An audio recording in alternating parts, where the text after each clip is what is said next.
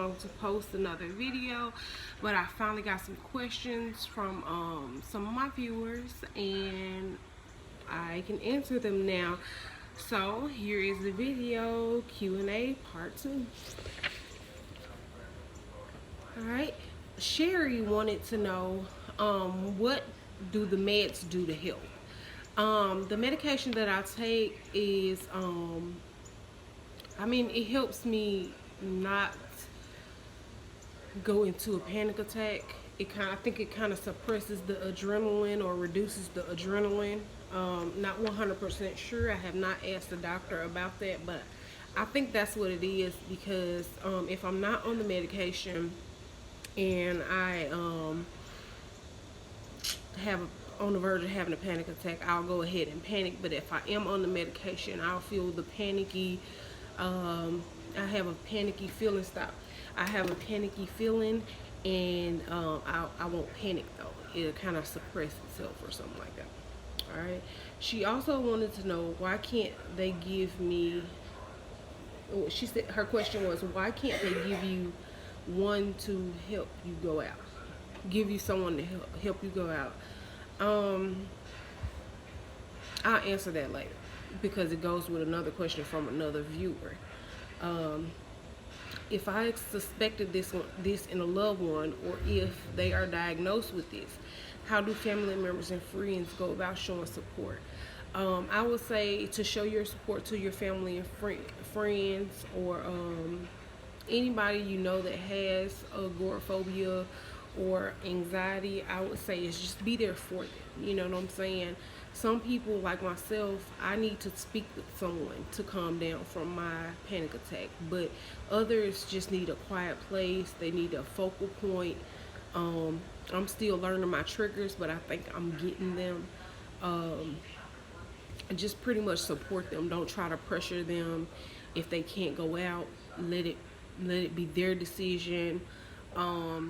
Still continue to ask, you want to go somewhere or something like that, because you never know, you might get an answer yes. We get tired of being in the house, and most times that people ask me, do I want to take a block, I say yes sometimes I say no.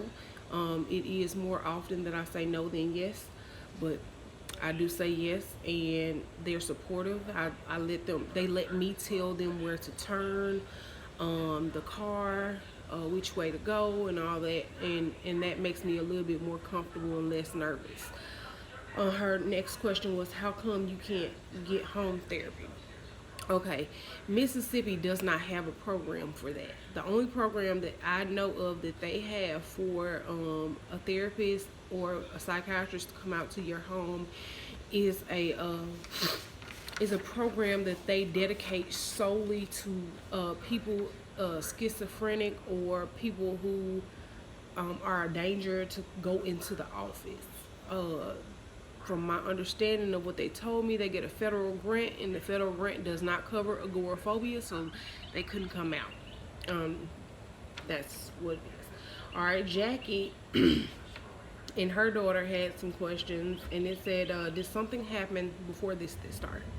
As I said in my last video, I was diagnosed with anxiety back in 2012. So other than that, my doctor did tell me when I got pregnant in 2016 that my anxiety would worsen, and it did. I didn't know it, but in hindsight, it actually did. There were things that I go through now that I saw myself going through in my pregnancy, and I didn't know them until now, until I'm going through this. All right. She asked also, how do my kids feel about me not being able to go outside? I have 4 daughters, 19, 13, 12, and 2. My daughters do not like it. However, they are supportive. They are supportive. My baby girl doesn't know the difference. She's 2 years old. She don't know that mommy can't go anywhere, can't go outside. She's just happy that I can't, because she's spoiled. And so even if I try to go out to the front door or front porch, she cries. So she doesn't care. But my other girls really want me to get out because they're not used to having this kind of mom. You know, they're used to me doing things with them and taking them places like to the movies and out to eat and different things like that. So they're not comfortable with it, but they deal with it, and they also try to encourage me to get out. The next question was, what was so bad that you tried to end your life? Okay, as I stated before in the last video, I didn't know how to handle this. I've always thought of myself as a strong person, and I didn't know how to handle not being able to get out. I didn't know how to handle, how do I want to put it? I didn't know how to deal with it. Also, I lost a son. In 2004, my second child, which was a boy, he died at 27 days old from SIDS. And I didn't go through all this with him. So I felt bad. I beat myself up about it. I was like, how could you